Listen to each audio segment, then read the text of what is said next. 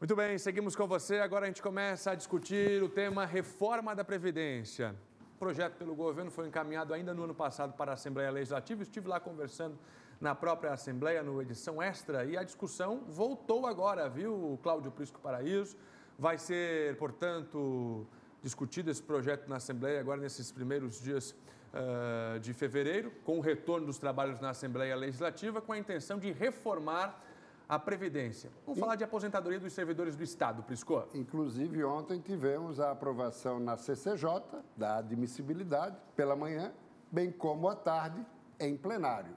Ou seja, agora, a partir da semana que vem, um dos nossos entrevistados, o deputado Maurício Scudlark, que é o relator, não só da PEC, como do projeto de lei complementar, vai desencadear todo o processo de discussão para votação lá pelo dia 23, 24 de março. Vou começar a apresentar aqui rapidinho a proposta inicial que chegou na Assembleia Legislativa e que, claro, deve sofrer algumas alterações. Só para você de casa entender, servidor público vai prestar concurso para o governo do Estado, preste atenção. Homens, idade 65 anos, mulheres 62, inclusive é o que vem também de modelo da reforma da Previdência aprovada no cenário nacional. Tempo de contribuição, 25 anos. Aqui, informações que vêm do IPREV. Deixa eu ver, próxima tela, o Prisco vai me ajudando aqui. Por quê? Pontos específicos já estão gerando polêmica nesta reforma que foi apresentada aos deputados que começa a tramitar na Assembleia Legislativa. Professores, vamos destacar agora por categoria. Homens, 60 anos, mulheres, 57, ok, Prisco? É isso aí. Vamos lá, próxima tela, porque é o seguinte, a área da segurança pública, exatamente neste ponto aqui, é a que mais preocupa e a que mais está gerando discussões. Por quê? Diferenças nas regras para determinadas categorias ou classes dentro da mesma categoria, que é a da segurança pública. Vamos lá. Regras: policiais, militares e bombeiros, sem tempo mínimo de contribuição e salário integral. Prisco? Sim. E depois aqui temos... Para policial civil, agentes penitenciários e também para os agentes do socioeducativo, que daí sim teriam que trabalhar com a idade mínima de 55 anos para se aposentar e um tempo de contribuição de 30 anos. A gente percebe aqui a diferença dos militares, bombeiros e policiais para os civis e também para os agentes de penitenciárias e também do socioeducativo. Esse é o último telão? Vamos lá, temos o próximo, que é onde a gente precisa das explicações por parte do IPREV, que seria as regras para o valor a ser recebido depois da aposentadoria. Vejam só, a contribuição de 20 anos renderia ao servidor público um salário de 60%, justamente na intenção, acredito eu, para incentivar que a pessoa, ao receber 60% de aposentadoria, permaneça no cargo, porque recebe 1% ao ano, chegando a 100% com 40 anos de contribuição. Vamos conversar com os nossos entrevistados. Algum ponto a destacar aqui? Não, eu recomendo que a gente fique na tela anterior para já provocar com o presidente do IPREV essa questão da semelhança ou não, e ele me disse aqui nos bastidores que é absolutamente igual, a reforma de Santa Catarina em relação à reforma federal. Prisco, deixa eu só apresentar os nossos entrevistados aqui, a quem nós já agradecemos pela visita. O SBT abre espaço mais uma vez para a discussão da reforma da Previdência. Vamos lá, estamos recebendo aqui o relator deste projeto na Assembleia Legislativa, o deputado Maurício Scudlark, muito obrigado pela visita. Também está com a gente o presidente do IPREV, o senhor Cliver Schmidt, obrigado. E também representando a ADEPOL, a categoria da Polícia Civil, o Falque Bortolini, a quem também agradecemos. Começamos então com o IPREV explicando justamente essas diferenças. Naquele telão ali, presidente, correto?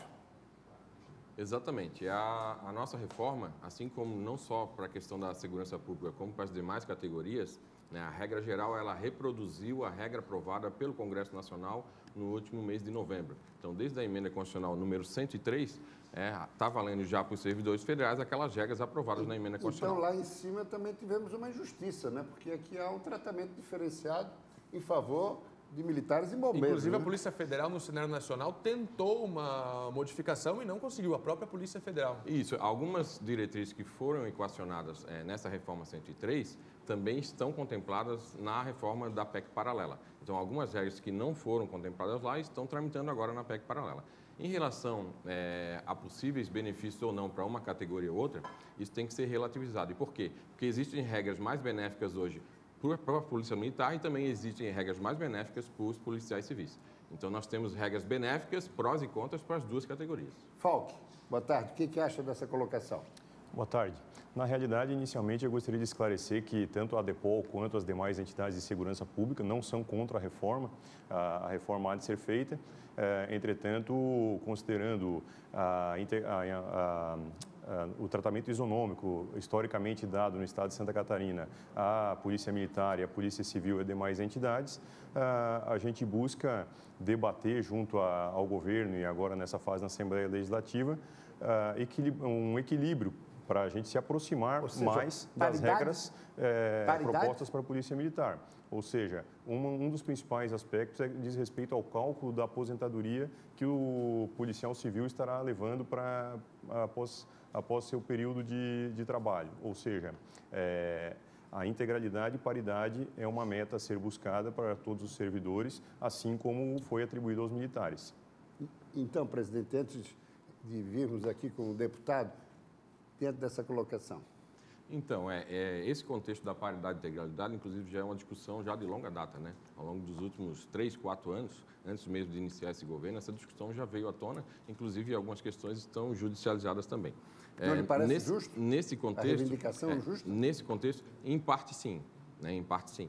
Mas nesse contexto é importante dizer que todos os servidores que ingressaram após 2003 já ingressaram com uma regra estabelecida de média de contribuição. A forma de cálculo do benefício já está estabelecida desde a emenda constitucional 41, então desde 2003. E nesse contexto, o pleito é relativizado em relação a esses servidores. É nesse contexto que está a discussão. Nos demais parâmetros, como eu falei, em alguns aspectos, o policial civil tem que ter um tempo de contribuição de 30 anos. Já os policiais militares avançaram para 35 anos. Então, nesse contexto, a regra dos policiais militares, por enquanto, está mais rígida do que a Polícia Civil. 12h39, estamos debatendo a reforma da Previdência em Santa Catarina para os servidores públicos do Estado. Você já vê o QR Code do SBT Meio Dia na tela, apontando a câmera do seu celular. Você é direcionado diretamente para o site do IPREV com todas as informações. Aí estão elas, as informações do IPREV na internet. Basta apontar o seu celular para o QR Code e você confere com detalhes as regras, o projeto que está tramitando na LESC para as mudanças na reforma da Previdência. Vamos lá, já que estamos nessa discussão, diferença entre Polícia Civil e Polícia Militar, como está a discussão na Assembleia Legislativa, deputado Maurício Scudilar, que inclusive muitos representantes dessas categorias por lá, que foram eleitos na eleição passada, militares, de fato um dos pontos mais acalorados na discussão da reforma, deputado? Boa tarde. Boa tarde. Nós, como em Brasília, primeiro agradecer por esse convite, como em Brasília tiveram um período de 9 meses de debate, nós entendemos em dezembro que votar a reforma em dezembro seria muito atropelado. Ficaria no afogadilho, né? 9 dias. Vamos ouvir os segmentos, vamos ver o que há. Audiências públicas? Audiências públicas, pelo menos na Comissão de Constituição e Justiça, trazer os segmentos. Agora pela manhã nós teríamos uma reunião, inclusive, com a bancada do PT, para tratar dos posicionamentos, a deputada Luciana Carminati, deputado Fabiano, o que eles entendem que deva ser alterado, mudado nessa questão, e principalmente na segurança pública. Agora, antes de ir para a segurança pública, até para a gente desdobrar o que foi debatido até aqui, mas não pode haver nenhuma mudança em relação à reforma federal. O PT está querendo reduzir a idade mínima para aposentadoria aqui, isso é absolutamente que foi estabelecido na federal, impossível, né? Não dá. Fica no discurso político fica isso, no né? Discurso. E na questão da segurança, que nós acompanhamos ali a posição dos dois presidentes. O que nós vemos, como o presidente Cliver falou, essa questão da integralidade e paridade, como se aplicava a Lei Complementar 51, a lei federal, os policiais civis estavam conseguindo, a grande maioria, na justiça, a integralidade e a paridade. A briga dos policiais é para manter essa integralidade e paridade, no mínimo até quem ingressou em 2016, que foi a 287, a reforma lá, que fez essa alteração.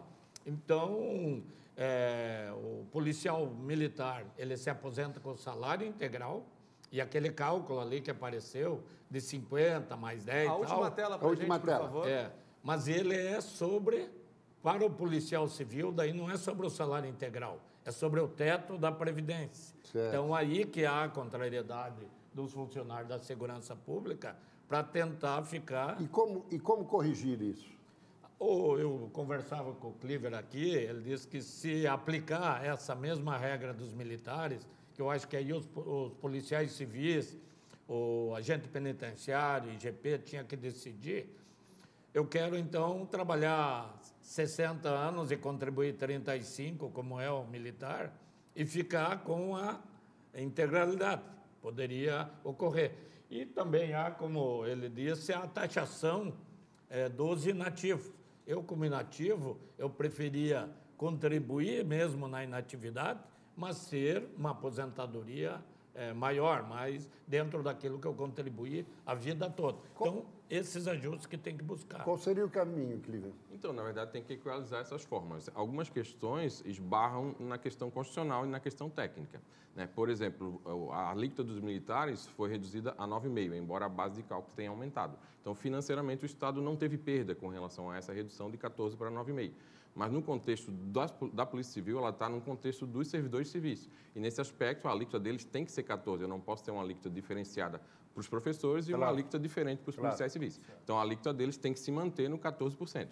Precisa se equalizar uma outra fórmula para tentar definir, então, o salário líquido, que essa é a meta da Polícia Civil. Então, e a Depol, o que pensa?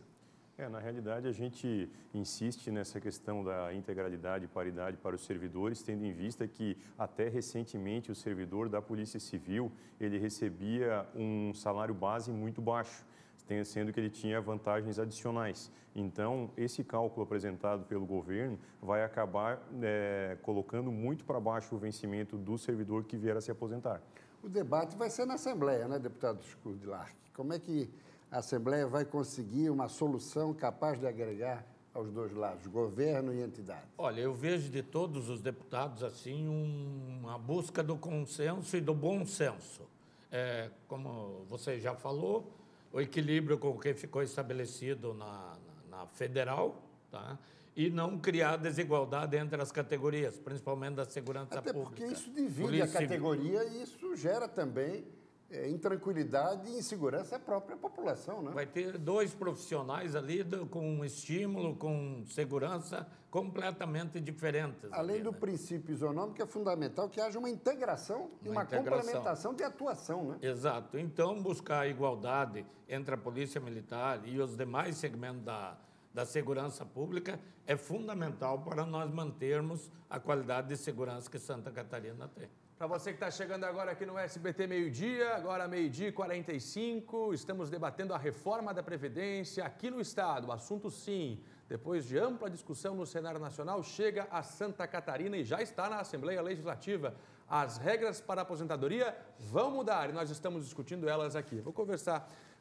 Vou questionar o presidente do IPREV, Cliver Schmidt, com relação a essa tela que nós apresentamos agora, justamente com os percentuais que serão pagos com determinados anos de contribuição. É justamente na intenção de incentivar aquele servidor que se aposenta pelo tempo ou por idade ou tempo de contribuição a permanecer na função, evitando assim novas contratações e diminuindo o rombo da Previdência, que chega já a 4 bilhões por ano? Sim, exatamente.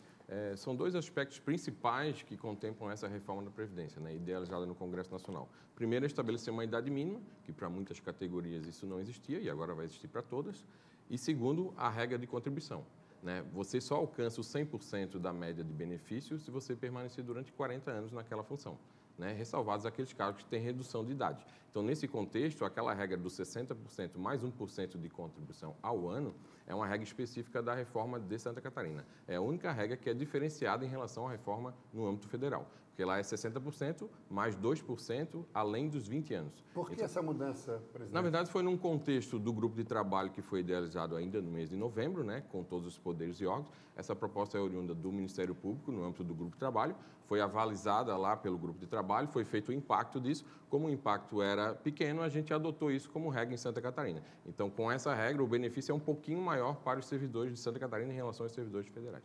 Agora, com relação a essa discussão aqui anterior, qual é o impacto isso pode provocar financeiramente naquilo que foi colocado pela DEPOL e pelo deputado? Isso, a gente está fazendo as avaliações de cada proposta que chegou agora no âmbito do governo, né? Que está sendo centralizada e negociada tudo no âmbito da Secretaria da Casa Civil.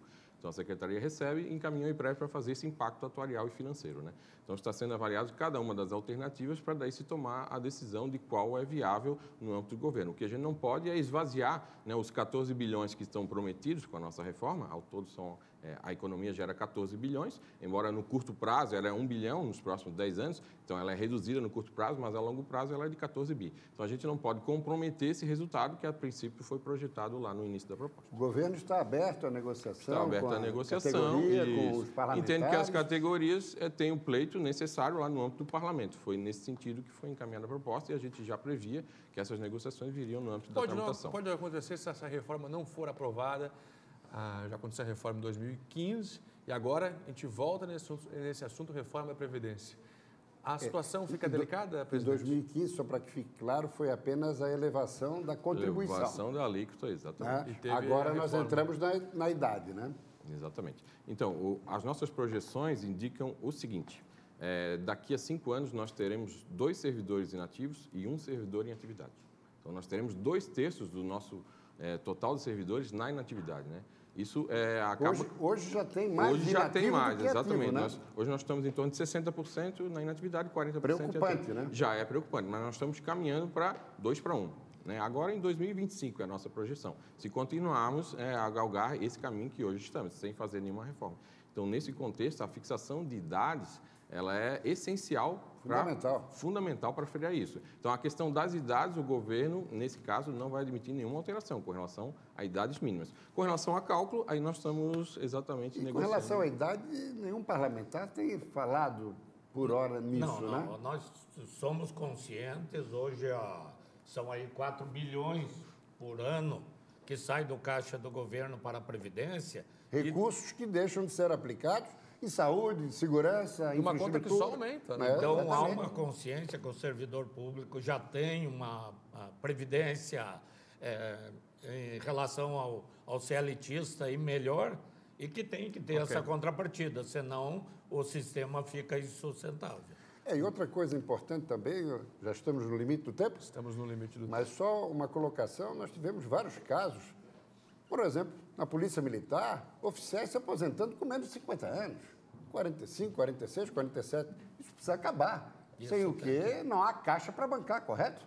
Há concordância dos três nessa direção? Nesse contexto, algumas categorias de fato têm uma idade reduzida com a regra atual, né? Não só a Polícia Militar, como a questão da Polícia Civil, os professores, o próprio grupo da saúde também tem redução de idade por conta da insalubridade. Então, nós temos um grupo de servidores, vários deles, que também tem redução em relação aos demais servidores. Mas agora, com a nova configuração, vão um pouco além, né? Um militar hoje, entrando como oficial, tendo ensino superior, ele vai entrar com 23, 24 anos, contando os 35 que é exigido hoje na nova regra, ele vai se aposentar com 58, 59 anos. Até porque tem força de trabalho e condição intelectual para justamente contribuir mais e evita com o essa Estado, renovação, né? com novas contratações e novos aposentados no futuro. Eu quero agradecer aqui a participação de todos, importantíssima essa participação, nos ajudando a esclarecer as regras da futura Previdência que vem aí com essa reforma.